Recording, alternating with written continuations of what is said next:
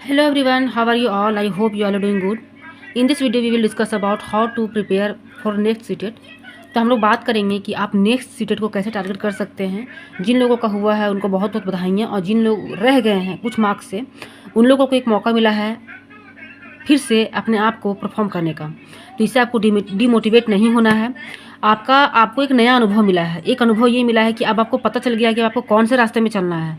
पहले आपको पता नहीं था, लेकिन जब आप किसी चीज़ में असफल हो जाते हैं तो आपको एक अनुभव मिलता है जिसको आप सही तरह से अगर पहचान के उसमें अगर आप आगे बढ़ते हैं तो वो आपको सफलता की ओर ले जाता है। तो अगर आपका नहीं हुआ है तो इसमें आपको डिमोटिवेट नहीं होना है।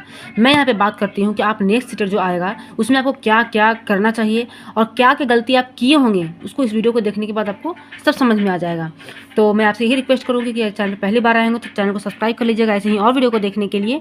और मैं यहाँ पे टारगेट कर रही हूँ नेक्स्ट सीटेट को लेकर, जो कब होने वाला है, इसमें क्या आपको सावधानी बरतना है, क्या क्या गलती आप कर चुके हैं और क्या नहीं करना चाहिए आपको, ताकि आपको आगे वाला जो मौका आपके लिए आ रहा है वो आपके हाथ से नहीं जाए। तो चलिए वीडियो को स्टार्ट करते हैं। जो चैनल पहली बार आए हो चैनल को सब्सक्राइब कर लीजिएगा, वीडियो को लाइक कीजिएगा और शेयर कीजिएगा। तो बात कर रही हूँ मैं नेक्स्ट सीटेट के बारे में, जो अगला सीटेट आपका आने वाला है उसके बारे में मैं पहले बात कर रही हूँ। देखिए, सीटेट जो है वो बहुत अपना पक्का है। टाइम पे एग्जाम भी लेता है, टाइम पे रिजल्ट भी देता है, भले ही कुछ भी उसमें बीच में हो, इसका आपको अच्छे से पता है कि क्या कैसे प्रॉब्लम हुए हैं, लेकिन फिर भी वो अपने टाइम का पक्का रहा है। तो आप ये भी जान जाइए कि जो अगला सीटेट होगा वो भी अपना सुनने में आ रहा है कि जून या जुलाई में आपका ले लिया जाएगा। ठीक है, तो अभी आपके पास अच्छा खासा टाइम है, लेकिन ये टाइम बहुत कम है। जो स्टूडेंट टाइम को अगर ज़्यादा मानता है कि अच्छा जून जुलाई में है, बहुत दिन है, तो वो असफल होने का उसका ज़्यादा चांस रहता है। और जिसको ये लगता है कि जून जुलाई बहुत कम समय है, इतना कुछ पढ़ना है, वही स्टूडेंट जल्दी सफल भी करता है। तो बात कर रहे हैं, ये 2 पेपर का होता है। देखिए, एक पेपर 1 होता है, पेपर 2 होता है। पेपर 1 जो है वो 1 to 5 के लिए होता है। ठीक है, और पेपर 2 जो है वो 6 to 8 के लिए होता है। तो जो पेपर 1 है उनको बीएड वालों को बाहर कर दिया गया है, ये आपको भी अच्छे से पता होगा। तो पेपर 2 में बीएड वालों को लोग को ही इसमें अप्लाई कर सकते हैं। तो इसमें जो आपका सब्जेक्ट है पेपर 1 में, आपका सीडीपी है, ईवीएस है, मैथ है, इंग्लिश है और हिंदी है, ये बात आप जानते हैं। पेपर 2 में आपका सीडीपी है, एसएसटी है, मैथ है, साइंस है, मतलब किसी में से आपका एक रहेगा। हिंदी है प्लस इंग्लिश है, इतना आपका सब्जेक्ट है, ये तो आपको पहले से भी पता है। इसमें क्या क्या आपको नया करना है वो मैं बात करने वाली हूँ, क्योंकि ये सब तो आपको पहले से पता है। आपका जो कॉन्सेप्ट है सिलेबस को लेके वो अच्छे से आपका क्लियर है, तो उस पर मैं ज़्यादा बात नहीं करूँगी। अब इसमें क्या है कि देखिए, इसका जो मार्क्स होता है वो 150 मार्क्स का आपका एग्जाम होता है। जो जनरल कैटेगरी होते हैं उनको 90 नंबर लाने से वो पास कर जाते हैं। जो रिजर्व कैटेगरी के होते हैं उनको 82 नंबर लाने पड़ते हैं पास करने के लिए, पास मार्क्स होते हैं ये। ठीक है, तो इस बात को आपको ध्यान होना चाहिए कितना मार्क्स आप पास कर सकते हैं। लेकिन अगर आप सीटेट की अच्छी से तैयारी कर रहे हैं तो बहुत लोग ऐसे होते हैं कि 130 भी ले आते हैं। तो अब आपको इतना नहीं सोचना है, आपको बस 90 नंबर से आपको आगे जाना है। कम से कम सोचना है आपको कि 120 या 130 आपको लाना है, इतना आपको टारगेट रखना है कि आपको इतना लेके आना है, और वही सोच के आपको पढ़ना है। तो इसी के अंदर में आपका मार्क्स आ जाएगा।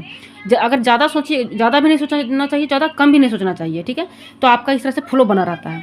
अब क्या है कि जैसे कि OMR सीट से एग्जाम होता है, तो बहुत लोग क्या करते हैं, ये गोला किया हुआ है। ठीक है, ये गोला है, A B C और D का गोला है। आपका जो क्वेश्चन था उसमें C आंसर था, मान लीजिए आप यहाँ पे C टिक किए हैं, और जब आप OMR में जाते हैं तो आप गलती से B कर देते हैं हड़बड़ाहट में। ठीक है, तो ये बहुत लोगों के साथ होता है, बहुत लोगों के कह सकते हैं साथ होता है। और कितने लोग क्या करते हैं कि एक ही रो में 2 गोले कर देते हैं हड़बड़ाहट में। तो सबसे पहला बात कि आपको OMR सीट का प्रैक्टिस करते रहना है। आप चाहे बहुत पढ़ लीजिए, लेकिन अगर आप यहाँ मिस्टेक कर देते हैं तो आपका सारा एग्जाम खराब हो जाता है, इसका कोई वैल्यू नहीं रह जाता है। तो पढ़िए आप 2 घंटे, लेकिन आप डेली आप OMR सीट का प्रैक्टिस आपको करना है, इस बात को आपको ध्यान देना है। प्लस टेस्ट आता है। अब टेस्ट के लिए मैं क्या बता रही हूँ, बहुत लोग क्या करते हैं, पढ़ते बहुत ज़्यादा है लेकिन वो टेस्ट ही नहीं लगाते हैं, टेस्ट नहीं देते हैं, जैसे उनको पता नहीं चलता है कि उनका लेवल क्या है, उनका कितना मार्क्स आ रहा है, उनको कहाँ पे गलती है, कहाँ पे मिस्टेक है, कहाँ पे उनको सुधारना चाहिए। या टेस्ट में अगर 10 मार्क्स का टेस्ट है और आप इसमें 6 ला रहे हैं तो आपका 4 नंबर कहाँ चल गया, उसको नहीं सुधार करते हैं। ये बहुत ज़्यादा गलती करते हैं स्टूडेंट लोग। ठीक है, तो टेस्ट भी आपको प्रॉपर तरीके से लगाना है, अभी से ही लगाना है आपको। मैं आपको स्टार्टिंग से बोल रही हूँ। देखिए, आपको यहाँ पर मैं डे 1 से ये काम करने के लिए बता रही हूँ। ऐसा नहीं करिए कि एग्जाम के पहले आपको ये करना है, नहीं, आपको डे 1 से करना है। अगर आपने आज डिसाइड किया कि आपको आज से पढ़ना है तो ये चीज़ आपको आज से शुरू कर देना है। क्लियर। अब बात करते हैं बुक्स पे। बहुत लोग क्या करते हैं कि केवल MCQ रटते हैं और सोचते हैं कि निकल जाएगा मेरा सीटेट। तो ये आपकी गलतफहमी है। आपको अच्छे से पता है कि किस लेवल का एग्जाम आ रहा है, क्वेश्चन पूछा जा रहा है, किस लेवल का आपको उसमें आंसर देना पड़ता है, ये आपको अच्छे से पता है। ये बिल्कुल लॉजिक बेस्ड होता है, बिल्कुल लॉजिक होता है। ठीक है, बिल्कुल अगर बुक नहीं पढ़ेंगे आप तो आपका एग्जाम निकलना बहुत इम्पॉसिबल है। तो अगर बुक में देखा जाए तो आपको NCERT।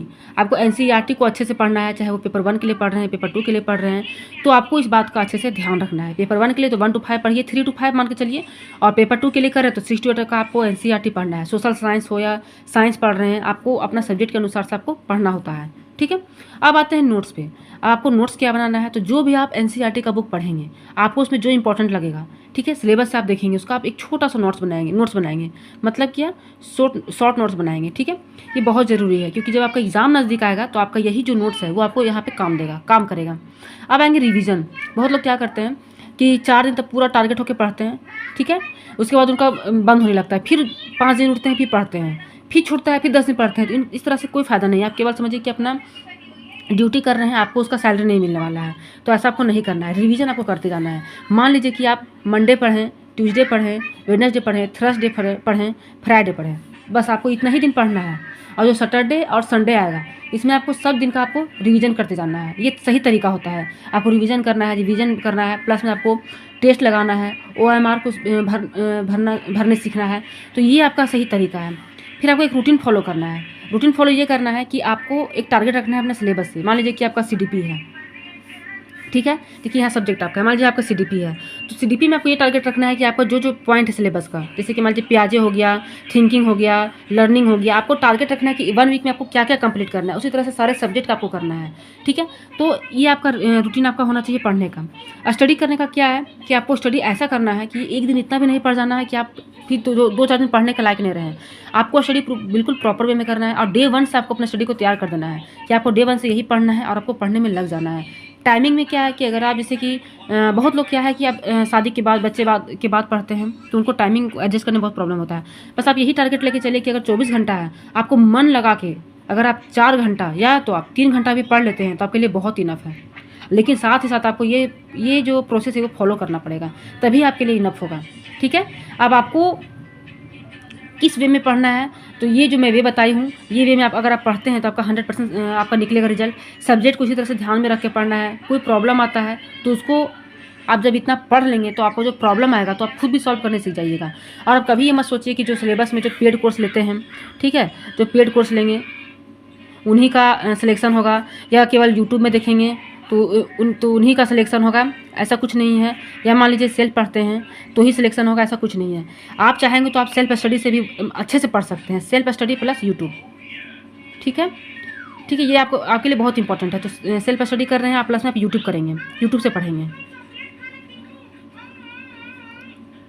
तो इस बात का आपको ध्यान रखना है। प्लस में आपका जो सेल्फ स्टडी आपका अगर आप इतना करते हैं और यूट्यूब से भी पढ़ते हैं, मतलब यूट्यूब से भी कोई भी चैनल अगर आपको अच्छा लगता है जो पढ़ाते हैं अच्छा, आप उनके लिए आप नोट्स बनाते जाइए, उनके तरीके से पढ़ते जाइए, तो आपका 100% सीटेट निकलेगा। सीटेट को ज़्यादा जितना आप टफ सोचिएगा उतना आपको टफ लगेगा, जितना ईजी सोचिएगा उतना आपको ईजी लगेगा। तो बताइएगा ये आपको प्लान कैसा लगा, कैसा आपको तरीका लगा। और अगर वीडियो पसंद आई तो वीडियो को लाइक, चैनल को सब्सक्राइब कर लीजिएगा। ऐसे ही और वीडियो के साथ मिलेंगे, ऐसे ही और वीडियो के साथ।